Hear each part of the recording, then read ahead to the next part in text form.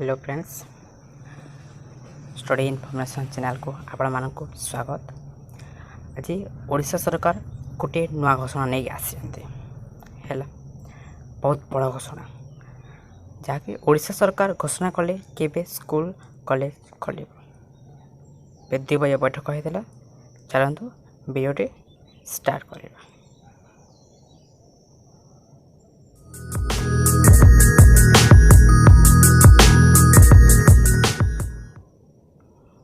देखो लिखा अच्छे स्कूल और गणशिक्षा मंत्री समीर दास का सूचना जून 17 खोल स्कूल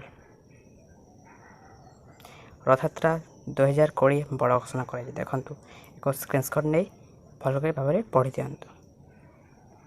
जून 30 जाए धर्मीय संस्थान को सर्वसाधारण प्रवेश मना।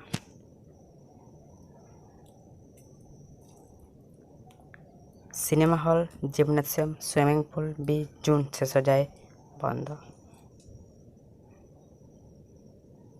सामाजिक राजनीतिक धर्मीय समावेश मध्य बंद एवं धर्मीय संस्थान को प्रवेश मना।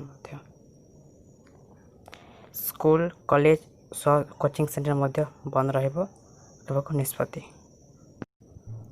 जुलाई 31 जाए स्कूल कॉलेज बंद एवं शेष आपण गोटे बहुत बड़े अपडेट देवी। चलतु देखा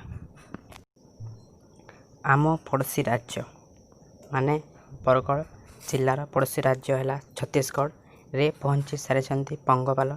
सावधान बरगढ़ एवं ओडिशावासी। नमस्कार, धन्यवाद।